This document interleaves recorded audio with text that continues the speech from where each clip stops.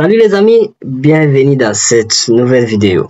Aujourd'hui, on va voir une modélisation sur IML. IML n'est rien d'autre qu'un langage de modélisation souvent utilisé pour la modélisation des systèmes informatiques. Alors, nous ne me connaissons pas, je suis authentique, un ingénieur en informatique, un passionné à la programmation et puis des trucs comme ça. Aujourd'hui, voici des questions principales que nous allons nous poser. Notre première question va être basée sur c'est quoi IML et pourquoi devrons-nous utiliser ça. Mais avant d'aller plus loin, je vous dis que cette vidéo est divisée en deux grandes parties. La première partie, nous allons vous expliquer, on parle de IML, on parle de ça. Et en fait, vous ne comprenez pas c'est quoi ça, vous voyez.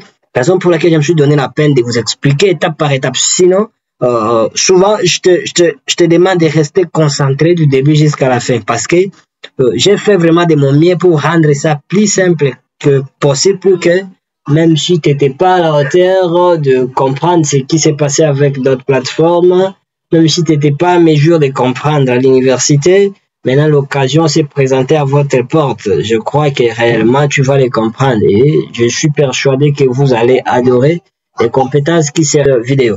Alors, on va commencer d'abord par comprendre c'est quoi IML. Alors, en définition, on a dit IML ou Unified Modeling Language. On dit c'est un langage de modélisation unifié utilisé en génie logiciel pour représenter graphiquement la structure, le fonctionnement d'un système. C'est une norme internationale développée pour aider les développeurs, analystes et architectes logiciels à mieux concevoir leurs applications. Voilà. Vous avez compris. En bref, c'est quoi IML? En bref, IML d'abord, l'abréviation signifie Unified Modeling Language. En français, langage de modélisation unifié et généralement utilisé pour concevoir des systèmes informatiques, soit dans quelques mots seulement est utilisé pour arriver à concevoir des applications. Voilà. Est-ce qu'on peut savoir l'historique et l'évolution de l'IML? IML a été créé en 1994 par Grody Boch ainsi que James Rebotch. Avant IML, il existait plusieurs modèles de modélisation, mais elles étaient incompatibles entre elles. En 1997, IML devient standard, adopté jusqu'à la fin. En fait, vous voyez que non, tout ça, je vais vous laisser ça aux commentaires des objets et leurs relations. Les diagrammes des classes nous montrent la structure des objets ainsi que leur relation. Définir les bases de données et la logique métier. On a encore diagramme de séquence. Son rôle, elle modélise l'ordre des interactions entre les objets. Voilà, c'est très simple. Ainsi que diagramme de déploiement montre l'architecture physique du système. Alors, la différence qui existe entre IML et MERIS, tu vois, IML et MERIS sont des méthodes de modélisation, des cas d'utilisation. Voilà. Maintenant, ici, on peut directement passer dans notre modélisation. Là, c'était des explications. Maintenant, on vient de passer sur des choses extrêmement importantes. J'aimerais que tu puisses être concentré à 100% pour ne pas louper une partie. Mais si c'est pas encore déjà fait, je vous invite de vous abonner dans notre chaîne, activer la cloche pour ne pas rater nos prochaines vidéos. Alors, beaucoup de gens se posent des questions avec quel outil ils peuvent faire la modélisation. Alors, il y en a trop. Il y en a trop. Dans notre cas, on va utiliser une application qu'on a le droit au max. Voilà. J'ouvre ça. Et bien, j'avais laissé le lien de l'application dans la description. Comme ça, ceux qui en veulent pourraient réellement aller télécharger. C'est gratuit, c'est à 100% gratuit. Et puis, la version gratuite, c'est déjà suffisant. Personne ne va aller te payer. On va pas acheter maintenant, on va rester à la version gratuite. Dès l'arrivée comme ça dans l'interface, la première chose, on va sélectionner notre modèle vierge. Pour ceux qui n'ont pas pour ceux qui n'ont pas eu l'accès à avoir cet outil, pour l'instant, juste pour l'explication, vous pouvez utiliser même des formes là sur Word, des trucs là que vous pensez comprendre réellement, qui vous aidera à aller étape par étape avec notre explication. Voilà, je vais ouvrir ici Je suis réellement dans la zone vide. Ici maintenant, on va commencer d'abord par expliquer notre diagramme des cas d'utilisation. Diagramme des cas d'utilisation.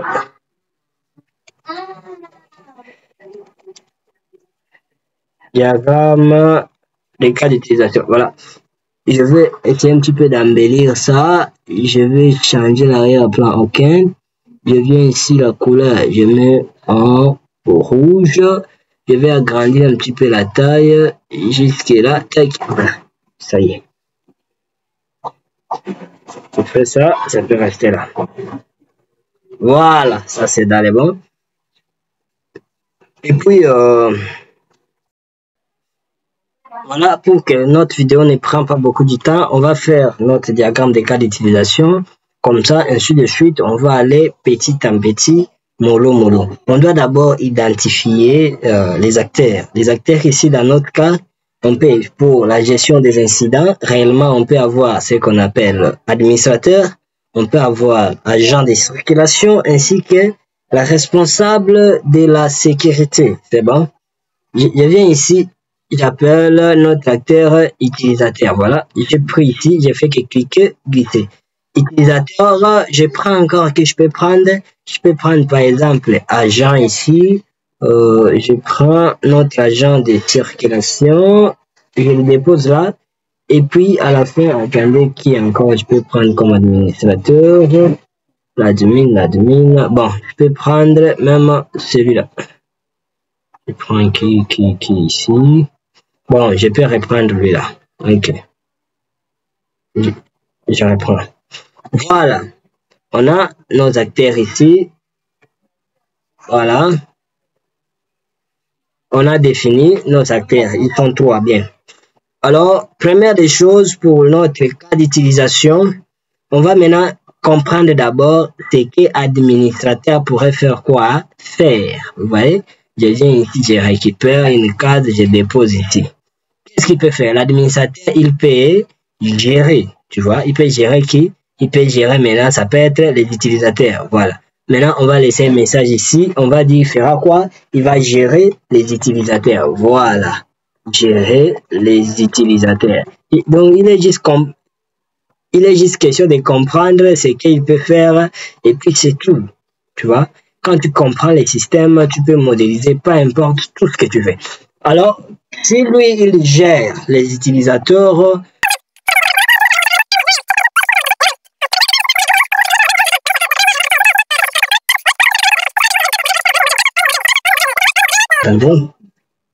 maintenant, les agents de circulation, vous voyez, les agents de circulation maintenant, et qu'est-ce qu'ils feront? C'est la question que nous devons nous poser. Ils peuvent enregistrer les accidents, par exemple, parce que ici, on peut venir ici, je vais dupliquer ça juste pour ne pas trop aller loin.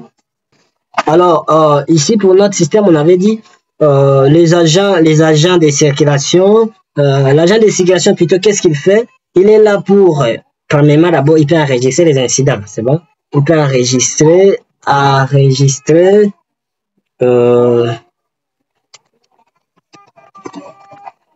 les accidents. Voilà.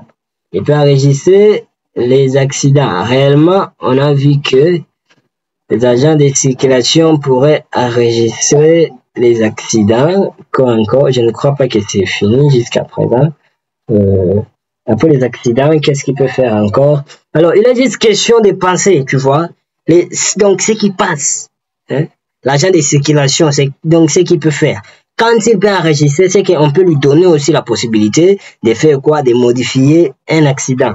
Félicitations à toi qui avais anticipé déjà devant moi de dire il pourrait modifier un accident. Voilà, directement ici, on peut dire, il peut faire quoi? Il peut modifier un accident.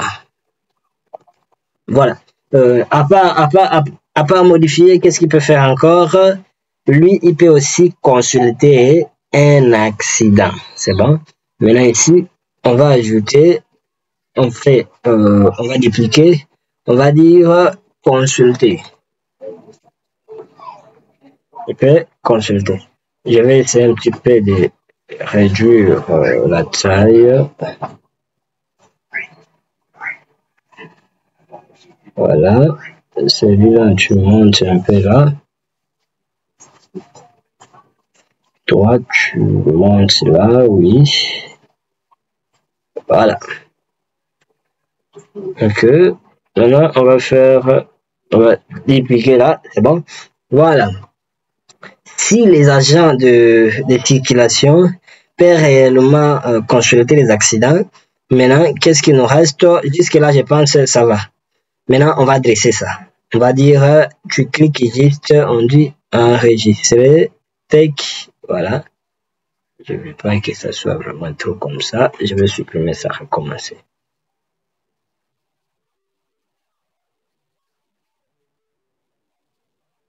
Il va enregistrer, voilà.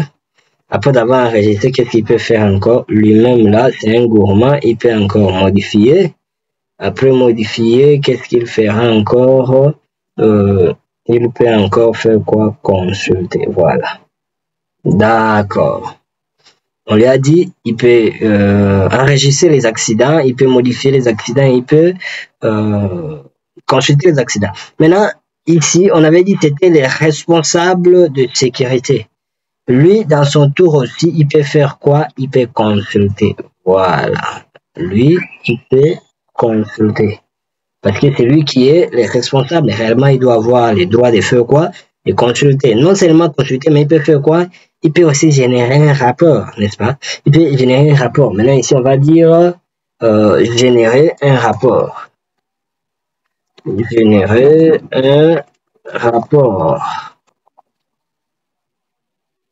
Il peut générer un rapport, voilà. Attendez, je vois une erreur ici. Générer, voilà. Il peut générer un rapport, voilà. Maintenant ici, on va lui donner la possibilité de faire quoi? De générer aussi un rapport, voilà. Voilà, comme vous voyez là, notre système est bien complet. Ici, réellement, vous voyez que nous avons trois acteurs. On a d'abord notre acteur qui est administrateur. Son rôle ici, qu'est-ce qu'il fait? Il est là pour gérer les utilisateurs. L'admin peut gérer les accidents des utilisateurs. Et puis, agent de circulation qui est ici. Par exemple, toi là qui passe, qu'est-ce que tu peux faire? Tu peux enregistrer les incidents. Les accidents plutôt, tu peux encore modifier un accident, par exemple, le lien n'est pas sûr, tu peux les modifier, et puis tu peux faire quoi? Tu peux consulter les accidents, ainsi qu'un autre dernier acteur qui est responsable de la sécurité, lui qui n'est d'autre que chargé de consulter les accidents, il peut générer un rapport. Voilà, si cette vidéo vous aura été plu, n'oubliez pas de vous abonner dans cette chaîne, surtout activer la cloche parce que directement là, on va passer à notre deuxième diagramme. Mais pour que la vidéo ne prenne pas beaucoup de temps, nous aimerions nous arrêter là. Mais à la fin,